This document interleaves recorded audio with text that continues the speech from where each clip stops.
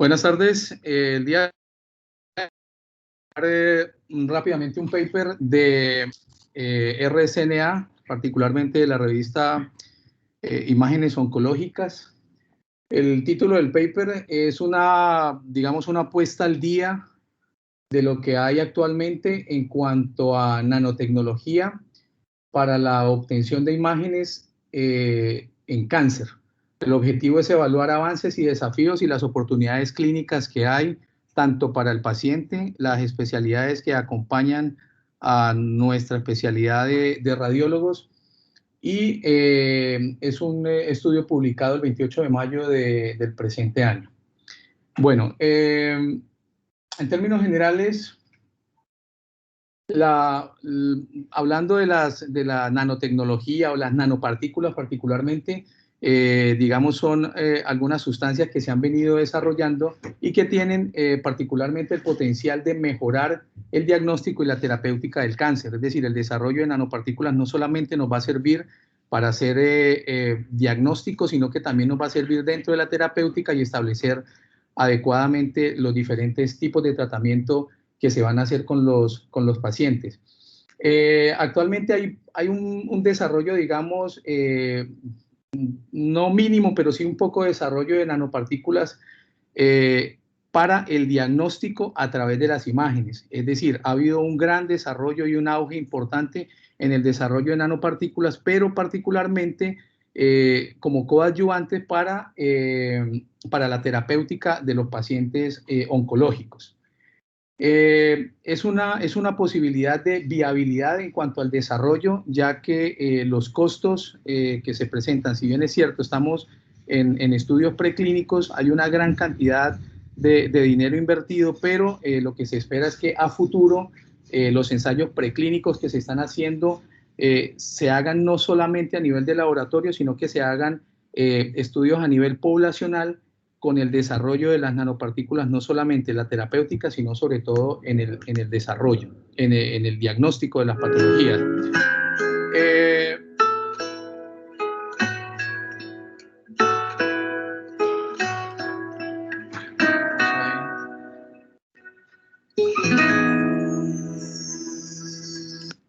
Hola, ¿me escuchan? Bueno, siguiendo dentro de este desarrollo de las nanopartículas, el objetivo es tratar de generar motivación en todos los grupos de investigación. Bueno, ya dando paso rápidamente a ampliar acerca de lo que estamos hablando, el objetivo actual, o por lo menos actualmente dentro de todo el arsenal que hay de diagnóstico para nuestra especialidad, teniendo en cuenta la ultrasonografía, el PET-CT, la tomografía por emisión de positrones, la tomografía y la resonancia, existen una gran cantidad de elementos que pueden ayudar al diagnóstico. ¿Cuál es el objetivo de estos elementos? Es decir, en tomografía se viene usando el yodo, en resonancia se viene usando obviamente el gadolinio, y digamos los radiotrazadores que existen para el PET-CT, para el Dual Energy, enfocados particularmente en la fluorodesoxiglucosa. El objetivo es tratar de usar estos elementos, digamos, que resaltan de alguna manera las lesiones para hacer el diagnóstico, unirlos a nanopartículas para hacer un poco más específico los diagnósticos. ¿Cómo se va a hacer ese diagnóstico? Es decir, el objetivo es tratar de, en la práctica clínica actual, hacer todo el estudio molecular y todo el estudio celular que hay alrededor de la enfermedad oncológica, y en esa misma medida, a los diferentes niveles de desarrollo de enfermedad oncológica, ir haciendo el desarrollo de nanopartículas. Es decir, voy a poner un ejemplo. Hay algunos tipos de cáncer que producen, por ejemplo, una altísima actividad enzimática. Por ejemplo, hay tipos de cánceres que producen una gran cantidad de catepsina, que eso se eleva mucho cuando se está generando la tasa de crecimiento de ese tumor. Entonces, la idea es, por ejemplo, crear junto con el yodo o junto con el gadolinio o junto con otras sondas farmacológicas, unirlos a las nanopartículas. ¿Para qué? Para que lleguen directamente a esas células que están produciendo una gran cantidad de catepsinas. Entonces, ahí lo que vamos a hacer es reconocer cuál es el tumor, dónde está la ubicación de ese tumor y obviamente poder establecer el manejo. En este ejemplo de resonancia magnética es en el que estamos viendo en modelos de ratas. Lo que se hizo fue colocar unos receptores de folato en pacientes que tenían cáncer ductal de mama, es decir, se tomaron las células cancerígenas y se adhirieron a nanopartículas de óxido de hierro. Entonces, el óxido de hierro digamos, como material superparamagnético, lo que hace es que va a provocar un realce en los sitios en donde se había sembrado el tumor. Entonces, la nanopartícula unida en este caso, al óxido de hierro, van dirigidas a los receptores de ese tumor. Entonces, ¿qué es lo que vamos a ver en las imágenes de resonancia? Un realce de la lesión única y exclusivamente dónde se encuentra la lesión. Este es el tiempo en el que se administró la nanopartícula con el óxido de hierro a la hora de haberse administrado y 24 horas después. Entonces, el objetivo es tratar de evaluar, obviamente, ese realce que se está presentando para hacer una adecuada descripción de las lesiones. En esta imagen que vemos en la parte inferior, lo que se estaba pretendiendo evaluar era, digamos, los puntos de cómo era la distribución en el corazón, es decir, cuando hay una mayor concentración de las nanopartículas, particularmente acá con un factor de crecimiento epidérmico, la cantidad de nanopartículas que hay en el corazón y la cantidad de partículas que se está eliminando en el riñón.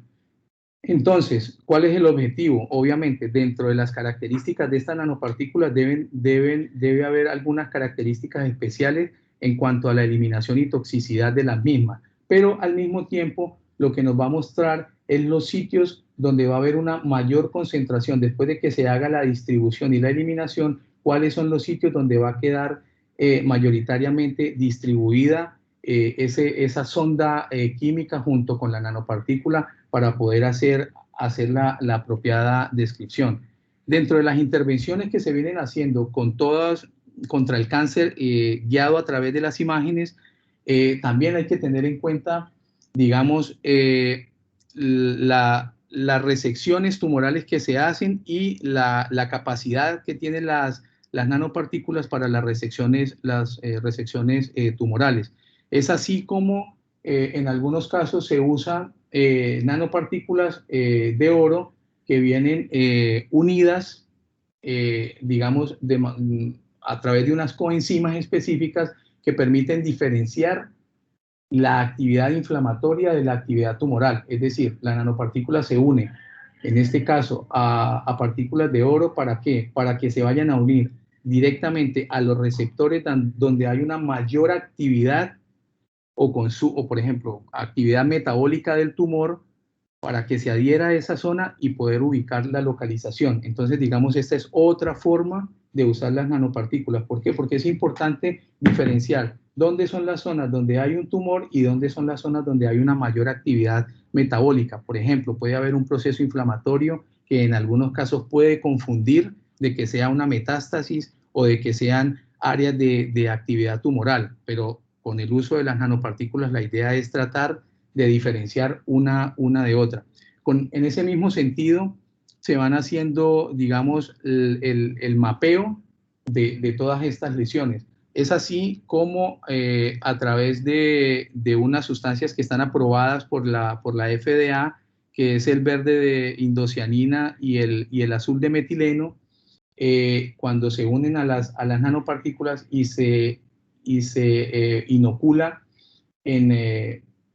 digamos, en los especímenes de laboratorio, ellas lo que hacen particularmente es adherirse a los receptores de las células tumorales y a través de una técnica que se llama infrarrojo cercano, va a tomar una coloración que le va a permitir tanto al cirujano cuando está en la mesa de cirugía, poder evaluar dónde está, dónde tiñó con ese infrarrojo cercano, y la nanopartícula que cuando reacciona a la luz se torna, por ejemplo, en este caso de color verde, entonces se va a mostrar toda la tumoración. Aquí vemos la tumoración, aquí vemos un ganglio que está afectado y se ven las áreas que, digamos, no fueron resecadas. Y ya en un tercer momento se hace la resección completa de toda esa área que se marcó, tratando de hacer la delimitación de los tejidos sanos. En ese mismo sentido, ese tipo de nanopartículas, cuando se unen a los elementos que van a dar esa fluorescencia, también no solamente se van a adherir en los sitios del tumor, sino que también se van a adherir a las células en donde hay micrometástasis que ya están alojadas en algunos ganglios cercanos. Entonces ya en otras ocasiones hemos hablado acerca de la resección de ganglios cercanos, o de los ganglios que hacen parte de, digamos, del drenaje linfático de esas zonas tumorales, y hemos visto que cuando se hace la biopsia hay algunos ganglios distales que están afectados. El objetivo de esta técnica es tratar de definir ese tipo de afección. Hay diferentes enfoques, no solamente el mapeo y resección de ganglios, la resección por sí del tumor, sino que también hay enfoques que van dirigidos hacia el receptor, y hay enfoques que van dirigidos hacia el pH que va produciendo la actividad metabólica del tumor. Hay algunas imágenes que van guiadas por radioterapia, en el sentido de que habitualmente o tradicionalmente lo que se ha venido haciendo siempre con la radioterapia es tratar de establecer cuál es el nivel de radiación que se va a hacer para establecer o definir la radiotoxicidad, tratar de no afectar órganos vecinos, y tratar de digamos, de alguna manera disminuir todos los efectos adversos. Con las nanopartículas lo que se pretende es lograr una menor cantidad de radiación, y obviamente ir disminuyendo el volumen del tumor. Entonces el objetivo es hacer una significativa disminución o tratamiento adecuado del tumor usando una menor cantidad de radiación. Entonces el objetivo es tratar de que las nanopartículas se usen para adherirlas o mezclarlas o homogenizarlas junto con otras sustancias que, unida a receptores específicos de las células tumorales, van a ingresar dentro de la célula tumoral. Entonces, cuando se hace digamos, la terapéutica de la radiación, esas nanopartículas que están dentro de las células tumorales van a adquirir un mayor potencial para generar, digamos, la destrucción de las células tumorales. Entonces, este es el esquema que se viene haciendo en ese sentido. Otro de los elementos que se vienen usando es el uso de las nanopartículas que tienen un efecto fotodinámico. Entonces, hay nanopartículas que, una vez unidas a los diferentes receptores de las células tumorales, ya sea por alteración del pH, por consumo de glucosa, por actividad metabólica, por expresión de algunos receptores en la superficie de la capa lipídica, lo que se hace es unirlos, por ejemplo, en este caso al circonio, que sirve como, digamos, como fuente de radiación para tratar de destruir esas células tumorales. Tenemos otro ejemplo dentro de las aplicaciones que hay para las imágenes, es el uso de unas nanopartículas que se unen a una estructura que se llaman dendrímeros. Los dendrímeros, cuando se unen a las nanopartículas, son captadas por receptores no en las células tumorales en este caso, sino que se hace uso de toda la inmunología del paciente, es decir, las células T, las células B o incluso de los macrófagos, que los macrófagos cuando van a atacar las células tumorales ya vienen cargados con la nanopartícula y la sustancia que se requiere en este caso, para que a través de una fuente de luz externa se pueda, digamos, visualizar a través de una escala de colores cuáles son las zonas de mayor actividad de ese tumor. Entonces, en este caso, el uso de los dendrómeros con nanopartículas, incluso en tiempos de 5 minutos desde el momento de la infusión de la sustancia, ya delimita con buena precisión cuáles son las zonas en donde están las células tumorales. Entonces, a través de técnicas como puede ser el Dual Energy, el PET-CT o la tomografía por emisión de positrones, vamos a evaluar cuáles son las zonas donde está definido el tumor. Hay otra manera dentro de estas aplicaciones de las nanopartículas y es la monitorización que se hace de las respuestas a la inmunoterapia.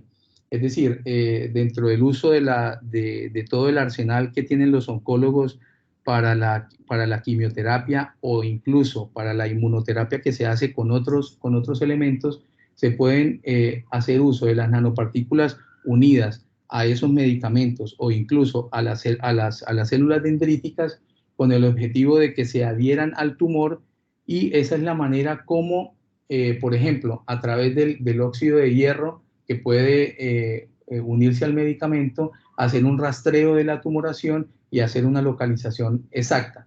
Ese rastreo se puede hacer a través incluso de resonancia o de tomografía. Todo depende de si la nanopartícula que se está usando es un material que sea detectable por el resonador y en ese sentido hacer una mejor delimitación y hacer el diagnóstico sumado a las características de cada tumor. Ya en esta imagen lo que se está evaluando son el uso de otras inmunoterapias para tratar de evaluar, que también es una situación a la que se ve enfrentado el radiólogo e incluso el oncólogo, tratar de hablar de si las lesiones que se están evaluando dentro de la progresión del cáncer son pseudoprogresiones, si son metástasis o si son recidivas tumorales. Entonces, nuevamente, el uso de las nanopartículas dentro de este proceso van a permitir establecer cuáles son las características o cuál ha sido la respuesta que ha tenido el tumor al tratamiento que se ha venido haciendo. Así es de que, como conclusión, el objetivo es que dentro de todo el desarrollo y tratar de comprender cómo es digamos, la evolución del cáncer, cómo es el desarrollo de la biología del cáncer, el desarrollo de la expresión que tiene el cáncer sobre factores de crecimiento, sobre receptores a nivel de la membrana celular, van a permitir obviamente que se desarrollen nuevas nanopartículas, nuevos medicamentos, pero todo eso en que redunda no solamente en el tratamiento del paciente, sino en el diagnóstico a través de las imágenes. Ese desarrollo de nanopartículas obviamente motiva al desarrollo de nuevas tecnologías en cuanto a equipos de imágenes. Si bien es cierto que actualmente la tomografía y la resonancia son, digamos, los elementos con los cuales hacemos los diagnósticos, el uso de estas sustancias con aprobación de nuevos fármacos o con aprobación de nuevas sustancias hacen que podamos hacer probablemente un mejor diagnóstico de todas las patologías. De todas maneras, a futuro, el objetivo o el desarrollo del diagnóstico a través de las imágenes cada vez se va haciendo un poco más molecular, se va haciendo mucho más específico para tratar de delimitar tanto las lesiones y no tener que afectar órganos sanos e incluso hacer diagnósticos diferenciales específicos de tipo molecular, es decir, tener claramente cuál es el tipo de cáncer a través de las expresiones de los receptores en esta patología oncológica. Muchas gracias.